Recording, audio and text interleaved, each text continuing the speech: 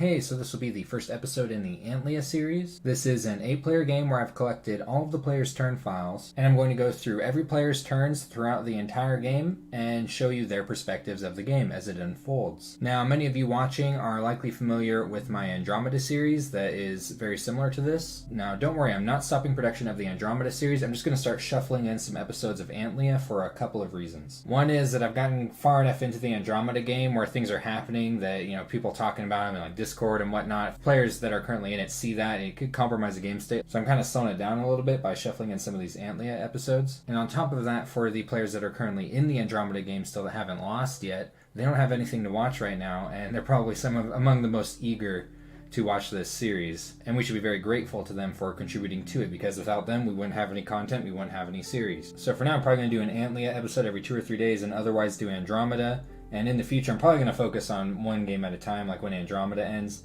It's just for now, I got to get these two going side by side. Now this game's got a pretty interesting spread of nations. The only one that's similar with the other early age game that I've been hosting is Ermor. The rest are completely different. And the throne situation in this game is much more normal than Andromeda. So this episode, I'm going to introduce all the players and what we can make of their strategies just from seeing them by about turn 2. The reason I'm doing turn 2 is because that's when, profits come up a lot of the time. We can start seeing people's blesses. We can see what their cap circles look like, things like that. And that's enough prologue for now. Let's just jump right in. So playing Ermor, we have Thigh-High Succubi. He says that he has a lot of experience with Dominions 5, but that he sometimes fails to utilize it properly. It's in his own words. Judging by these scales, I'm presuming he's got a pretty decent bless going, and sure enough, a full spread rainbow, attack skill, magic weapons, withering weapons, heavy poison resistance, defense skill, undying, strength, blood surge, swiftness, and spirit sight. So definitely an imprisoned rainbow build. His scales have taken a decent hit from how heavy the bless is. By the way, he does not have Misfortune 3. He actually has Misfortune 2. He just got a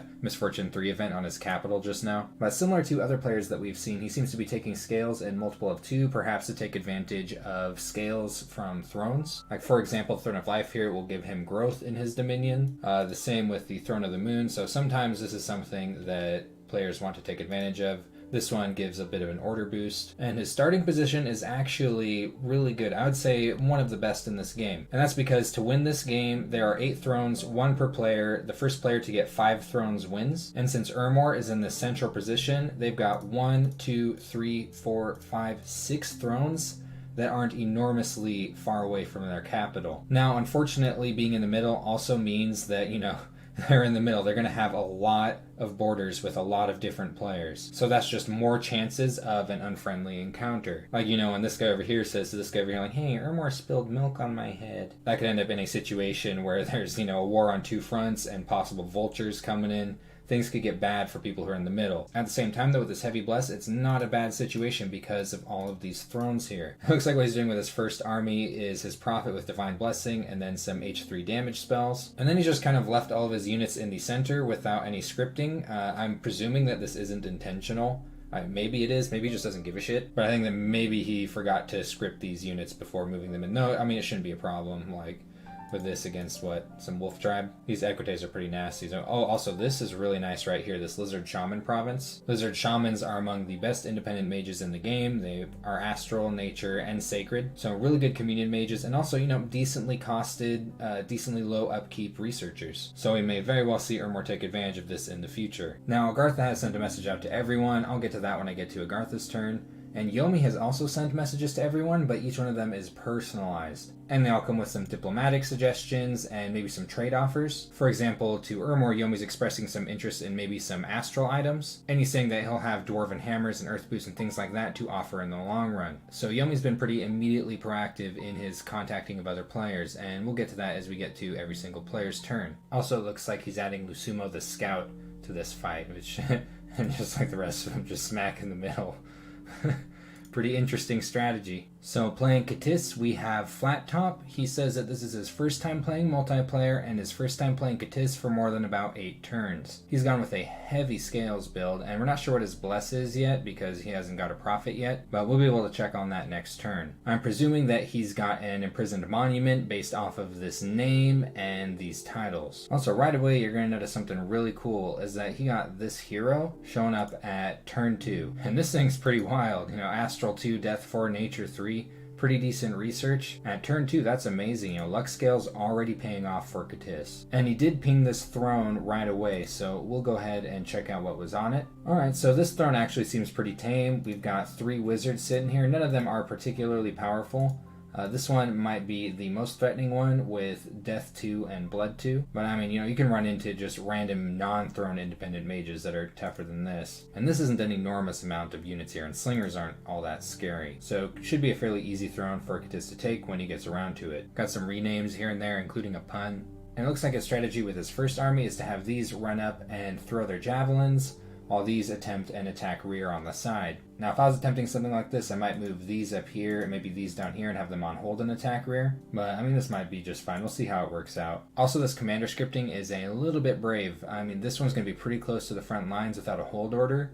And this one's just straight up going to try to go into combat. And this guy doesn't exactly have the stats and the armor to be entering melee combat, though. I mean, it'd be pretty funny fighting some lizards that are invading your territory, and one of them's just like naked, runs up to you and just starts whipping you. And his position on the map is actually fairly decent for lizards. He's got a river right here that he's able to take advantage of that a lot of nations wouldn't be with his heat scales. The vast majority of his units can just cross rivers without giving a shit, which, could be relevant to this river down here. Like, he's able to move between these 2 provinces, whereas most nations wouldn't be able to in H3 scales. And this is a pretty big deal right here. Crystal Sorceresses right next to its capital. That is air magic in communions. These are one of the best independent mages in the game, one of my favorite independent mages. So you may end up seeing a significant amount of air magic with Ctis in this game, depending on how things go. Also, just like Ermor, he's bringing along random other commanders with his expansion party. Like, this guy's just staying back in the corner and hiding while everyone else fights. So we'll see what his idea is with that. And Yomi is expressing interest in a Moonvine bracelet from Ctis and is offering potentially Dwarven hammers and maybe some boosting items. So Yomi's on top of starting potential trade deals right away from turn 2. Playing Agartha, we have Josie, in their words, a Lady Dominions gamer who tries to put theme first, and she's representing all the rocks of the universe. We are tired of being tread on. And the build she's going with looks like moderate scales and a moderate bless, heavy shock resistance, triple reinvigoration, and arcane finesse. And I'm imagining with this bless and these scales that this is some kind of dormant pretender. I'm not entirely sure what this pretender is going to be other than handsome, but I expect we'll be finding out somewhere around turn 12. Now our first expansion party just has a bunch of pale ones all piled up right here on hold and attack closest, with some Olms behind them doing some mind blasting. And I'm presuming this script is to force the enemies to advance as much as possible into the mind blasting before these engage. And she's taken them right into this Deer Tribe. Now Deer Tribe is a little bit freaky for these types of units because not a lot of these have helmets, just a few of them that she managed to recruit in the first turn. So pretty low protection, even on these with armor, just not very high protection, no helmets. I'd almost want to move everything forward and remove the hold order on these so that they're under the least amount of projectile fire as possible. But this isn't an enormous amount of Deer Tribe, they'll probably be fine. And Agartha sent a message to everyone calling Ctis' Pretender a ripoff and declaring that her Pretender is the true god of rock. And she's included some song lyrics, which is going to be fairly frequent in her messages throughout this game, as you'll see. And this theme comes up in general a lot, like in these, say, these commander names, Kid Rock, Bruce Springstone, Freddie Mercury. Didn't need to change anything about that. And there's an interesting message from Yomi here that is proposing a potential triple alliance between Agartha, Yomi, and Xibalba, centered around Xibalba eventually stealing the sun. And for those of you who don't know what that spell is, we'll get to it when I get to Xibalba's turn, and I'll show you what it does. So pretty interesting. It would be really funny if this game turned out that way. Now Agartha's start may seem kind of claustrophobic. This is kind of normal for cave provinces. They usually don't have a lot of connections, and that can be kind of a pain in the butt when your only options are things with tons of projectiles or a huge pile of heavy infantry. But all in all, the position on the map isn't too bad. I mean, there's 2 isolated pawns here that Agartha could potentially make use of, and it's possible that they could end up with a foothold in the main pond. Playing Fomoria, we have Foolish Pride. He is representing the United States of America. He says this is about his 5th multiplayer game, and pre-game he says, in reference to his pretender, Head Goat, the head of goats, who's a goat head. And Foolish Pride is a supporter of the channel, so if you're watching this somewhere down the road, thanks a bunch, man. It really does mean a lot to me. Now, he has picked up almost flawless scales for this build, including neutral temperature. So really, really good income scales here, which means that his bless is almost certainly going to suffer for that. Just withering weapons and a point of undead leadership. Now from these titles, I mean, I guess it's possible that he might have some kind of incarnate bless on whatever he has imprisoned. So far we know he has death magic on his pretender, but I know Guide of Souls, what is that, astral, or is it just more death? I presume Giver of Life isn't death. I mean, I'm not sure what it is. It could be nature or astral. I don't know. I've never been too good with titles. I just guess what these titles mean. I know there's a chart somewhere, but maybe one of you nerds knows, but I don't know. He might have been able to work out some kind of incarnate bless with these scales. I'm not sure. We'll find out in about 3 years game time nonetheless. It looks like for his expansion army, he's got a bunch of javelinists with some slingers on fire, with some axemen just moving right forward for the attack from there, a little bit tucked away to help probably protect his prophet, which is a little bit iffy without these on attack closest, but it's probably fine. And it looks like he's mostly going to be focusing on javelins, at least for early expansion. Now I don't have an enormous amount of experience with Fomoria, so I don't know if this is the right thing to do, but I'd be really tempted to shuffle in these in with these guys, these big javelin throwers, because these javelins are gonna one-shot indies. These are look at that. Like range 20, 22 damage compared to range 11, 13 damage. These things are just gonna boom, go right through indies' chests. And they're not that much more expensive than the human-sized javelin throwers. And because they're size 4, they can inhabit a square with these, so you're not losing that many attacks. You're only losing 1 attack per square. Also, if you recruit them like this, they will actually inhabit the same square when they, as long as you keep them all in the same unit, they'll actually inhabit the same square in these little pairs right here. So there's kind of a neat little trick you can do with nations that are kind of like this, with size 4 and size 2 units. And Lizard Shaman's right next to the capital as well. We're seeing a lot of really good independent mages in this game. And these are great for Fomoria because Fomoria doesn't have any native astral access. So if Fomoria were to build here, instant communion nation. And Fomoria does have some pretty strong amphibious sacred units as well as an amphibious SC chassis. So it is very possible that we may end up seeing some presence in the water from Fomoria. And Yomi's personalized message to Fomoria is expressing concerns about Oceania, and I guess trying to get Fomoria to start working into the water, though I'm not sure if that's the best allocation of resources early on. And is opening up potential trade agreements in the future. Dwarven hammers and skull faces are actually a pretty good offer. And Yomi is expressing an interest in air gems. Playing Vanheim, we have Dark Soul representing the nation of Australia, and he says this is about his 5th multiplayer game. He's taken some actually fairly decent scales, only going down neutral with production and luck. And for a bless, he's got an elemental spread with Blood Surge, that's attack skill, shock resistance, cold resistance, and double reinvigoration. So not too heavy of a bless. Sometimes you'll see a much heavier bless on this nation. And it looks like he hasn't recruited any Vanheerses to put with his first expansion army. He's just going to rely on the Glamored Huskarls as well as the Surf Warriors. And it looks like he's just going to have these run up and throw their javelins while these attack on the side and likely rout soon after. I play a decent amount of nations that have these Surf Warriors. I'm just so used to them just routing. There's just something about them. I mean, they don't even have the worst morale. They just love running away. I'm imagining from the name of his pretender that this is probably a dwarf. And his map position is actually kind of nice. It's fairly defensible. And he's got 2 really big farm provinces right here that hopefully he'll be able to get to before anyone else does. And also because of his cold 3 scale, these rivers aren't really going to bother him. He's going to be able to go back and forth over them as much as he wants, but that also does apply to enemy nations who are invading his territory. Yomi is expressing an interest in blood slaves and is making a long-term offer of some boosters. And air gems is kind of funny because you're saying to other nations, like, I'd love to trade for air gems. And now to Vanheim, he's like, hey, I'll trade you air gems for other stuff. So maybe Yomi's trying to set up some complicated economy in the long run here. That'd be really funny to see. Now playing Yomi, we have Starbiter. He is representing the United States of America. He has a decent amount of experience with Dominions 5 and has even won a couple of games. And pre-game, he is sharing a quote from Sun Tzu: all warfare is based on deception. And his scales are pretty cool. I always like seeing Luck 3. I know it's a controversial scale, but I just love seeing Luck 3. It's such a comfy thing to have. But he's thrashed his Sloth and Turmoil, which is very typical for Yomi. Yomi really does like negative turmoil, as that increases their Oni free spawn that they get from their temples. And they also have a decent number of commanders that have chaos power. And Yomi has one of the more interesting pretender choices in the game. He's actually gone with an Awake Phoenix. Kamikaze, Fire 6, Air 6, and the bless is double attack skill and double swiftness, which I presume is for some strange shenanigans with his demons. Now I personally would have preferred some shock resistance, especially with all of the air nations that are in this game. And this is a pretty interesting chassis. It has Dominion Immortality, so that if it dies, as long as it's in its own Dominion, it'll just pop up a couple of turns later. So a pretty cool defensive pretender chassis. And he's actually got 2 expansion parties moving out on turn 1, though one is some mercenaries that he's purchased. He's got the Far Strikers heading to this Elephant province. Now something, I'm not sure why this is, but this Fire Large Monsters command with archers,